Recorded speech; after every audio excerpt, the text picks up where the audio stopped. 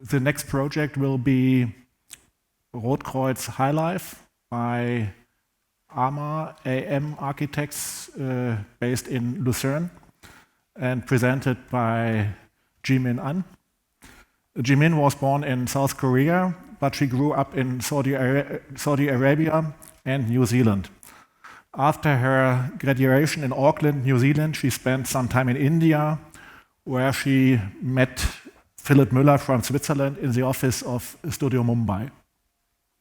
Together they established AM Architects in Lucerne in 2017. Starting point for the office was a renovation project for a group of high-rises from the mid-70s, and this is Highlife Rotkreuz, and that's a project that Jimin will present tonight. Thank you for that introduction.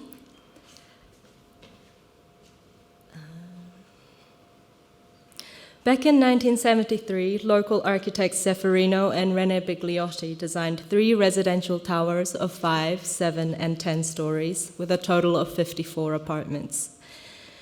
Tonight, I would like to share with you the story of its renovation that we completed in 2019. Riech-Rotkreuz is a Gemeinde of 11,000 residents that benefits from its convenient location between Zurich and Lucerne and the low tax rates of the canton of Zug. The former farming village began its transformation in the 70s with the connection of the main highways that attracted industrial activity to the area. The urbanization really kicked off in the last 10 years that saw the arrival of several tall buildings, such as the Roche Tower and the Aglaya, that are both around 70 meters high. However, back in those days, these were the first ever Hochhäuser in town, with an astonishing 30.6 meters high. And this is the state that we found them in, with these wonderful balconies made up of prefabricated wash-beton elements that were joined together by horizontal in-situ slabs. Few minor renovations have been done since it was built, and the client thought it was time for an overall renovation to make the buildings fit for another 40 years.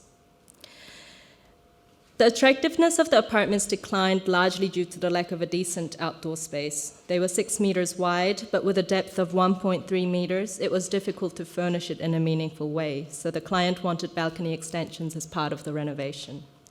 And ultimately, it was possible by changes in the building regulations that provided the extra square meters. First, the anrechenbare Geschossfläche was no longer being calculated up to the outer side of the exterior wall. And secondly, the free AGF allowance for unheated exterior space was increased from 10 to 15% of the internal floor area. One of the design considerations in a township where many old buildings were being demolished and replaced, it was important for us to find a solution that can retain some of the formal narrative of when it was built, such as the vertical battens that jump left and right, and the alternating open and closed balconies. The glazed rear portion is 2.5 and the exterior portion 1 meter deep and pops out either on the left or the right side of the central load-bearing column. The alternating protrusion of this element from floor to floor results in a double-height space that is more open and exposed to the outdoor elements. With the addition of thicker insulation layer and deeper balconies, it was like putting on a big down jacket on a building, not only thermodynamically, but also proportionally.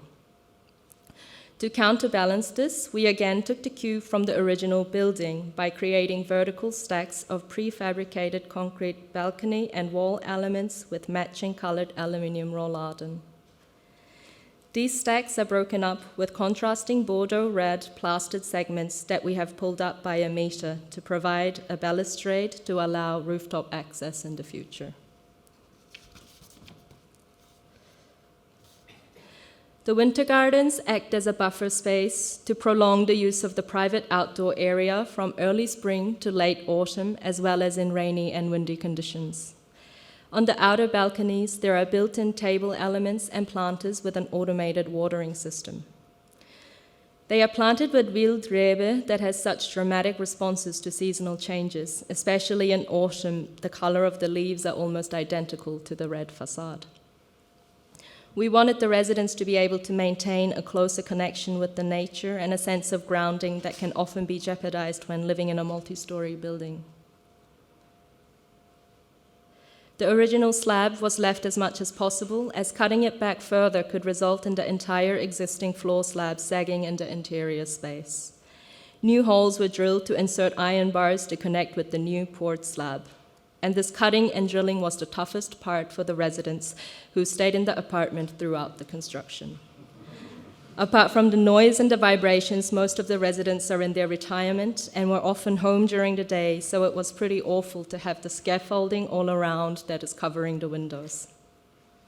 To add to it all, few also had interior renovations done to make it easier to access the balcony directly from the kitchen without going around through the corridor then into the living room. It was all a bit stressful, but here they are. The balcony area was more than doubled in size from 8 to 18 square meters. Some apartments even have 2 of these new outdoor spaces. A year after the renovation, we went back to interview some residents to see how they have integrated this new extra space into their daily lives. Some have made it an intimate private space for restorative purposes, such as this couple who put in a jacuzzi and loungers. Some have made it a space for entertaining and sharing with friends and family. They pretty much all went out and bought outdoor furniture. And this one even matches the color of the building. The vines are doing well, and it was interesting to see the little table element being appropriated in different ways. This lady lives in an apartment with 2 of these outdoor spaces, and she was really happy now that she could separate the birds from the cats. And as you can see, they also use it for extra storage space. And together with this newly insulated hall, windows and balconies, the heating system was also updated from gas to Erdsonden for central heating and solar panels for hot water. From the feedback of the client and calculations by the HLKS planner, the overall energy consumption was reduced to 1/3 of what it used to be. Certainly, the construction could have been much more efficient if everyone moved out. However, our client saw the social value of the interpersonal networks that have been built up over time. It's also because some residents have been there for 48 years since the building was built. The client also pointed out that keeping the tenants happy also saves money in the long run, as the apartments are better looked after and there is less moving in and out. And to top it all off, the rent remains the same post-renovation. Thank you.